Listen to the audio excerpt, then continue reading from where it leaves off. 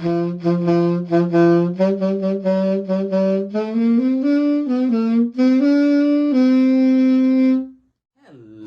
and welcome to the table. I'm your host, Dean Wolf, and today we are going to be covering another 5-color nonsense deck. Now you may be thinking to yourself, why am I doing 5-color decks? Well, it's to represent all of the different kinds of people and civilizations in Dominaria uniting. And this second Dominaria United deck that I'm building is not centered around legendary humans. It's not centered around Dominaria's heroes. However, it is centered around its land, its home. Now, what does that mean? I'm doing a domain control deck. That's what that means. So this deck has all of the domain cards that you can possibly think of that would make a domain control deck as powerful and as brutal and as fun as it could possibly be. So, what does this deck entail?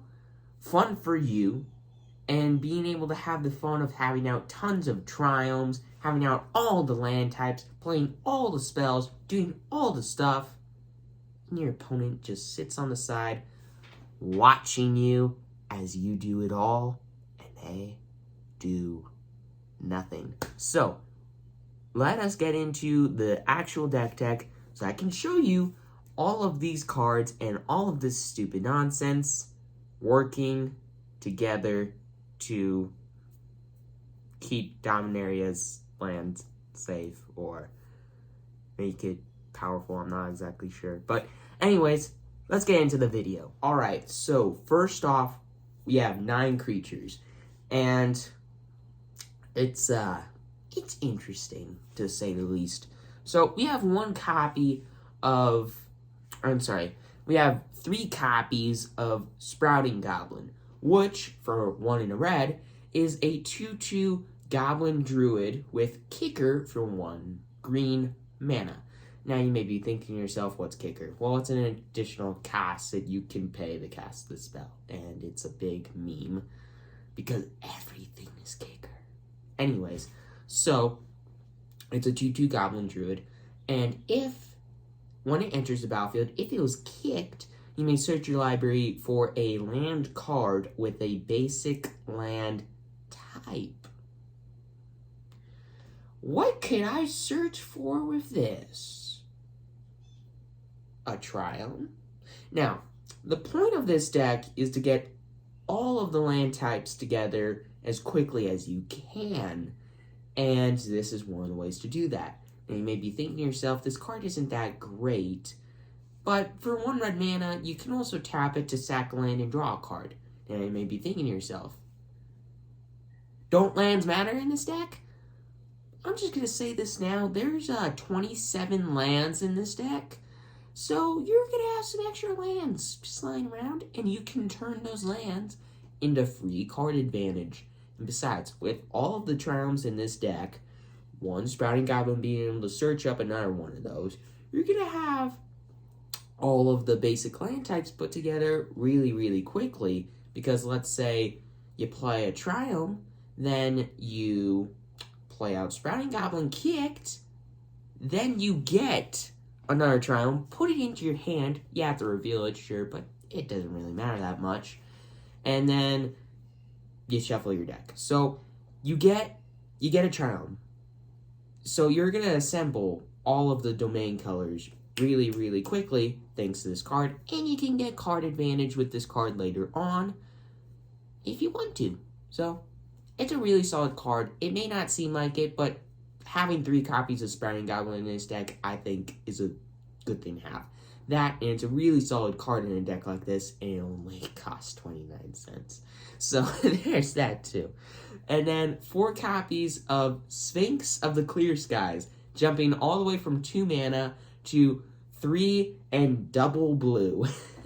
And this card is really good. So Sphinx of Clear Skies is a 5/5 Sphinx with Flying and Ward 2, which makes it a little harder to target because anytime your opponent wants to go after this thing, they have to spend an additional 2 mana to do it. That's pretty sweet. And then, so it's got Domain, and whenever this card deals combat damage to a player, you look at the top X cards of your library, where X is the number of basic land types among lands you control. Doesn't seem that good. Well, an opponent separates those cards into 2 piles.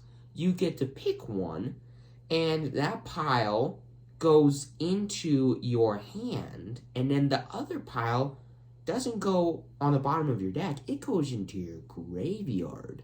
Which, believe it or not, there is reanimation, effects in this deck. Well, there's ways to return stuff to your hand in this deck. So, when you think about it, this card can get you cards, and then you put the rest of those cards into your graveyard to, if you want to, bring them back to your hand later on. That's pretty broken. And, so, jumping back to 2-drop creatures, there's this little combo in the deck with Shigeki Jukai Visionary, which I have 1 copy of, and Colossus Sky Turtle, which I also have 1 copy of. Now let's go over these cards really quick. So Shigeki Jukai Visionary, for 1 in the green, is a 1/3 legendary enchantment Snake Druid. It's been a long time since I've read this card. But for 1 in a green, you can tap it, return this card to your hand, and reveal the top 4 cards of your library. You may put a land card from among them onto the battlefield tapped, and put the rest into your graveyard. So, pretty good. I mean, that part, it can get you lands in the play, which is good in this deck. And then the rest of the cards go into your graveyard, which can be brought back later. And you may be thinking, well, that doesn't have any kind of combo of Colossal Turtle. Well, you can channel it for double X and double green to discard it and return X, target non-legendary cards from your graveyard to your hand. So you can't, there's only 1 Shigeki in the deck, so actually that doesn't matter. But, so with Shigeki, every other card in this deck isn't legendary. So with this, any other card you want, you can bring back to your hand, and you can bring back multiple. So if you want to bring back 2 cards, you have to pay 6 mana, but later on, you're going to have a lot of mana. Then with Shigeki, you can bring back tons of fun cards to play. So, yeah, this card's really broken. Now, how does it combo with the 1 copy of Colossus Sky Turtle in the deck, you may wonder? Well, for 4, 2 green and a blue, it's a 6/5 enchantment creature turtle with Flying and Ward 2. And you can channel this card for 2 and a green to return target card from your graveyard to your hand. So, you channel Shigeki, get back cards. Then you play Colossal Sky Turtle, discard it, bring back Shigeki. Then you use Shigeki again, get back Colossal Sky Turtle, and get back some other cards. Then, you play Colossal Sky Turtle, channeling it, bring back Shigeki. And you keep doing that for the rest of the game. I think you can see why this combo's broken. Because you can bring back all the cards you want.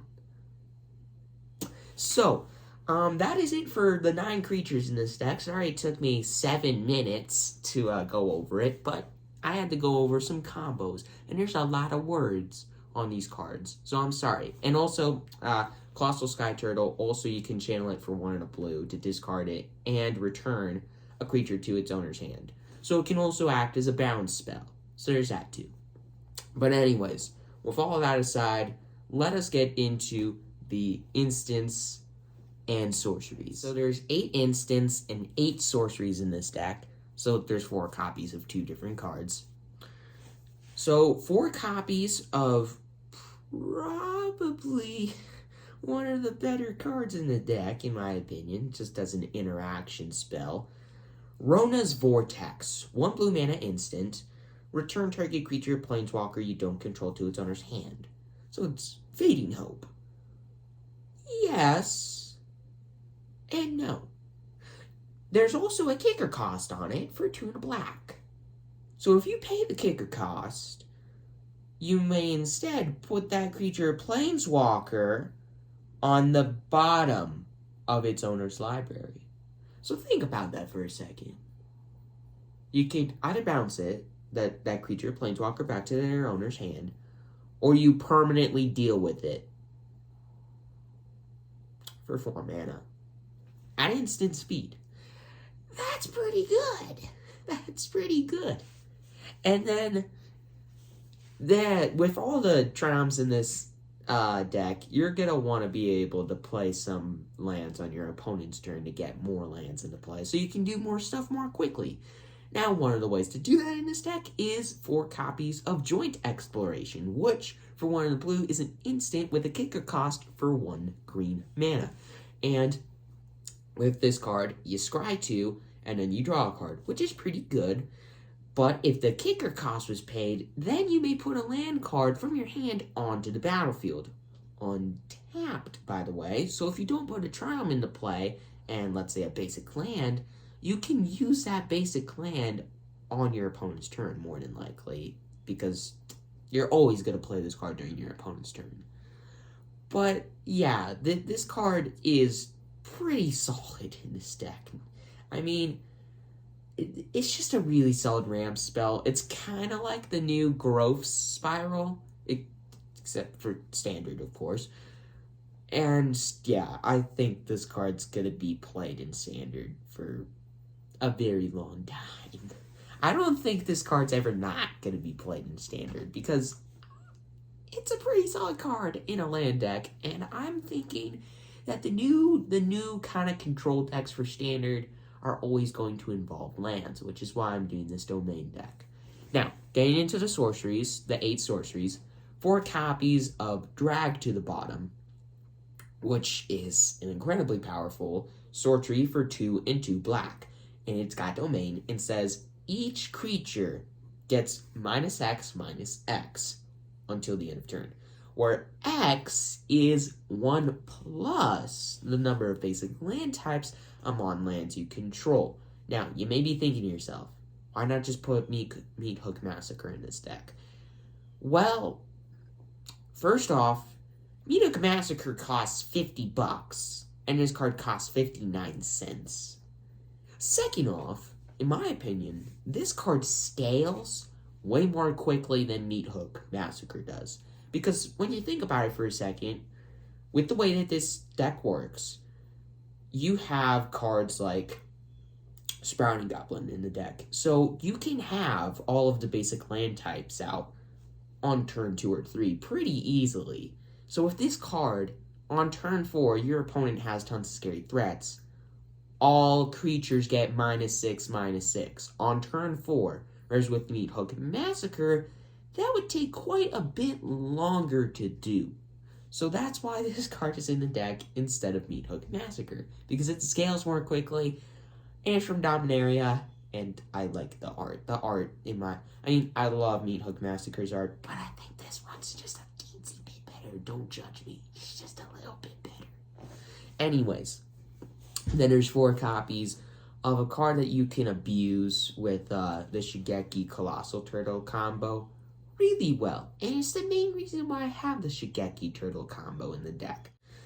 Herd Migration is the sorcery I'm talking about, which you may not think is a good card in this deck, but let me explain. For 6 and a green, it's a sorcery that you can pay 1 and a green to discard to search your library for a basic land card, put it into your hand, shuffle your deck, and then you gain 3 life, which is pretty good. But it's also got domain if you actually play the card and not discard it. So you create a 3/3 green beast creature token for each basic land type among lands you control. Now I'm going to keep saying this. You get to all the basic land types really, really quickly. So with this card, more than likely before turn 7, you're going to create 5 3/3 beasts. That's 15 power in creatures. So, that's pretty good on its own, but there's a lot of board wipes in Standard right now, so your opponent will probably be able to deal with it. Colossus Sky Turtle and Shigeki says, you're gonna have some more board wipes. So, unless your opponent has a farewell in their deck, then you're gonna be able to create beasts over and over and over again until your opponent just dies. Which, that's pretty powerful in its own right. But wait until I go over the enchantments. Now, let us get into the enchantments in this deck, which, it's pretty good. Alright, so there's 8 enchantments in total in this deck. So, what are those enchantments? Well, 4 copies of Leyline Binding, which is easily one of the best cards in the deck. And for 5 and a white, it's an enchantment with flash, and it costs, it's got domain. It costs 1 less to cast for each basic land type among lands you control. And this card says, when it enters the battlefield, exile target non-land permanent an opponent controls until this card leaves the battlefield. Think about that for a second. This deck gets to the 5 basic land types really quickly. This card can cost a single white mana to exile a non-land permanent until this leaves the battlefield. So it's borrowed time, except it costs $12 instead of a couple cents, and it costs a single white mana, and it's got flash. Yeah, that's pretty good. that's pretty good. And the other enchantment in this deck is the Commie War, which you can combo with the Leyline Binding. Let me explain. Or just itself. So, 4 copies of the Commie War, which for 1, a white, a blue, a black, a red, and a green, is an enchantment saga. And on the first chapter, this doesn't have read ahead. Don't you think that. It's from Kamigawa. Read ahead didn't exist yet. The first chapter. Exile target non-land permanent and opponent controls. Permanently, not like just until it leaves the battlefield, like with Leyline Binding. Second chapter. Return up to 1 target non-land permanent and opponent controls to its owner's hand. Then each opponent discards a card. So, when you think about that for a second, 1, your opponent discards cards, which is pretty good. You can bounce the Leyline Binding back to your hand, have your opponent discard a card, replay the Leyline Binding for 1 white mana, and then exile whatever you just unexiled with it, or just something better. Or you could just loop with Commie War to where you bounce your second Commie War back to hand, exile non-land permanent, then bounce back to your hand. But the thing that happens is your opponent keeps discarding cards, and you keep exiling their stuff on their board. So eventually, they run out of cards in hand, and they run out of non-land cards on the battlefield, which is pretty stinking powerful for a mythic that doesn't even cost $1. So yeah, pretty sweet. And if we flip this card around, due to the 3rd chapter, of course, exiling it and then bringing it back onto the battlefield flipped, turning it into Okagachi Made Manifest, which is a 6/6 enchantment dragon spirit, that's all colors, with flying and trample. That's pretty powerful. And the thing is, whenever this card attacks, the defending player chooses a non-land card in your graveyard. Then you return that card to your hand. Then, this card gets plus X plus O, where X is that card's mana value. Yeah, that's pretty good. So, this is a way to return stuff more consistently than, of course, Shigeki.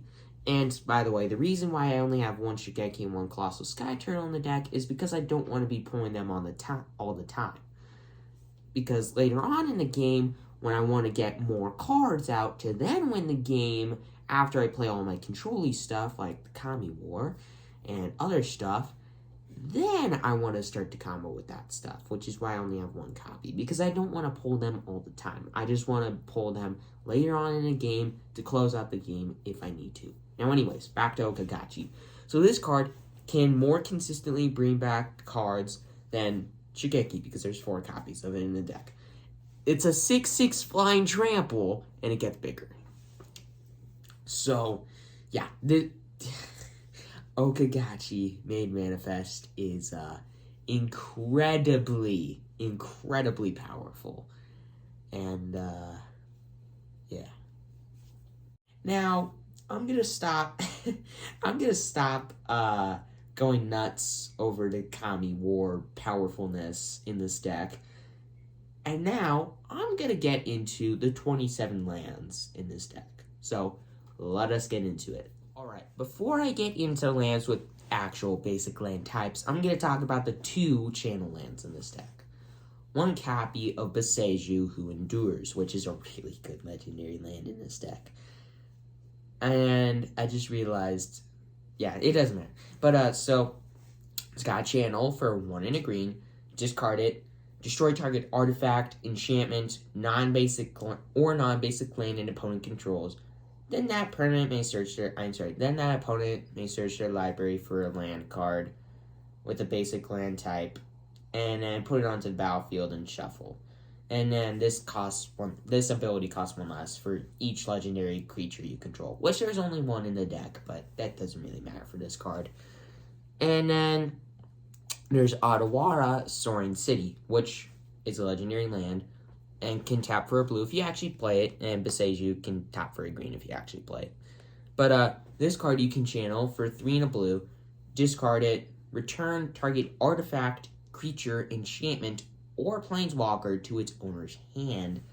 Then this ability costs 1 less for each legendary creature you control, which, once again, doesn't really matter that much. And then getting into the actual cards with basic land types. There are 2 forests in this deck, 3 islands in this deck, and 3 swamps in this deck. Now that's only 10 lands so far out of 27. So what are the other lands? Those other lands are 17 triomes.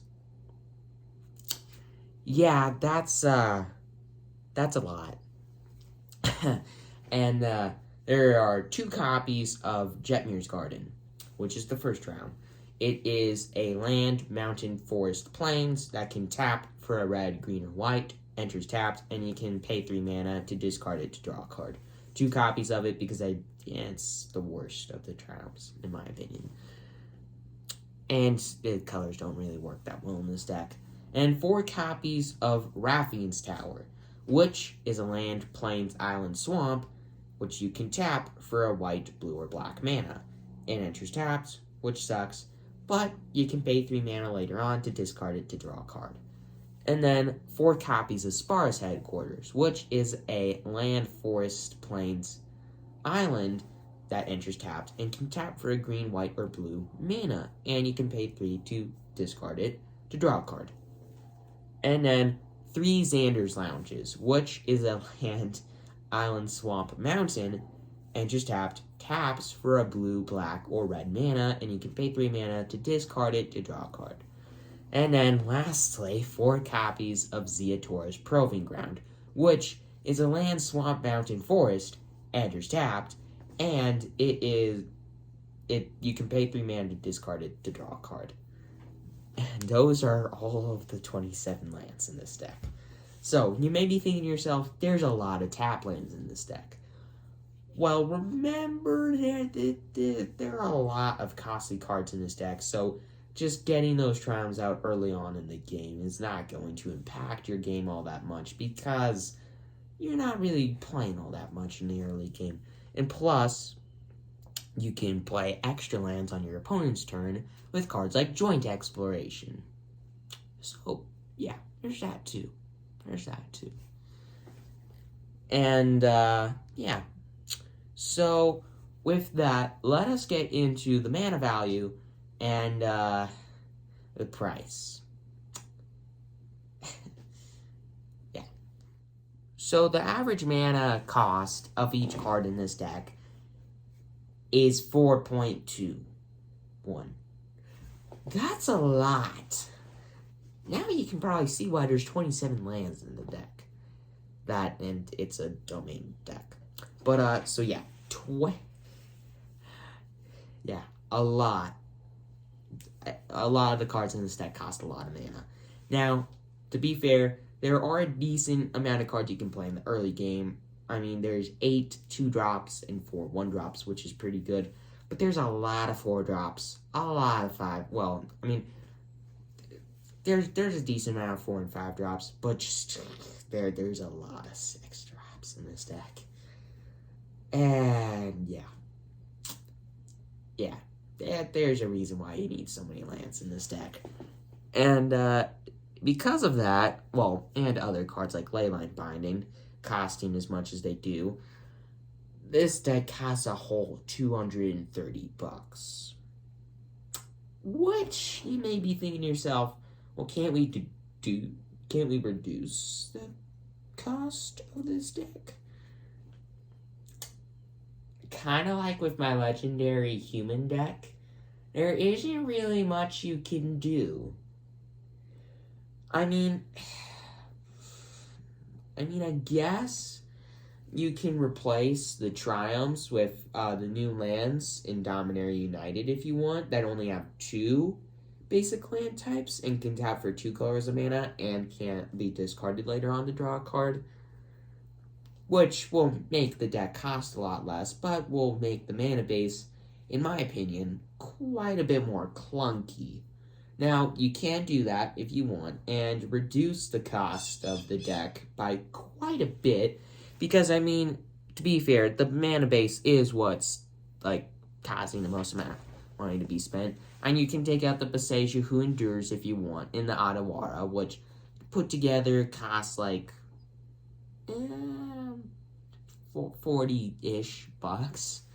And then you can take out all of the Triumphs if you want and replace them with some of the 2 basic land type lands from Dominaria United and reduce the cost of the deck by, like, if you take out the channel lands as well, by like $160.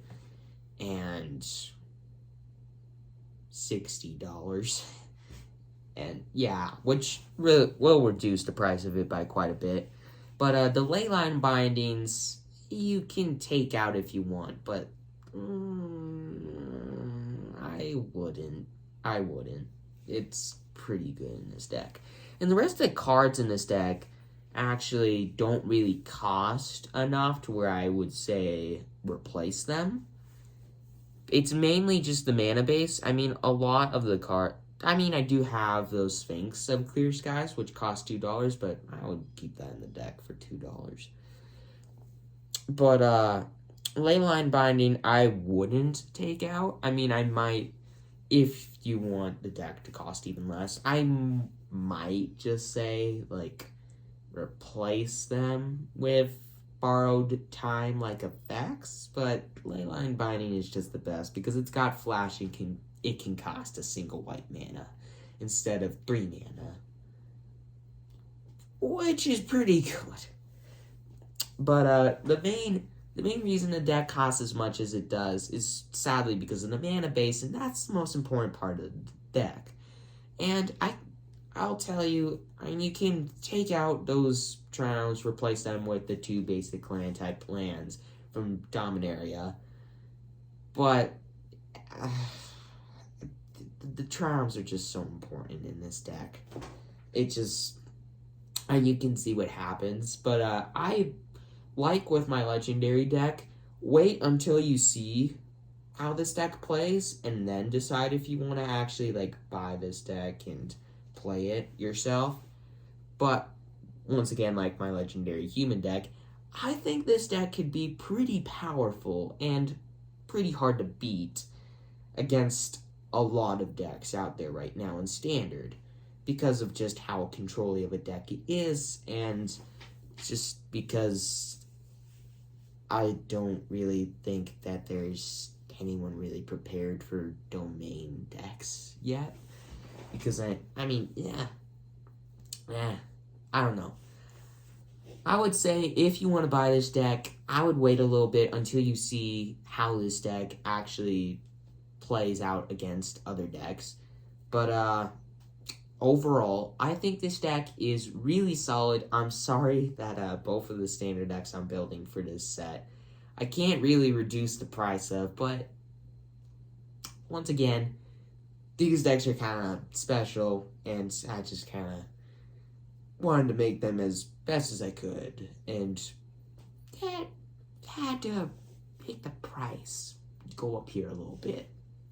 So, with all of that aside, I'm your host, Teen Wolf. Please consider subscribing. I hope you enjoyed this domain control video, and I can't wait to show you all of these decks that I'm building for Dominaria actually play against other decks. So, with that, thank you for watching, and I will see you next time.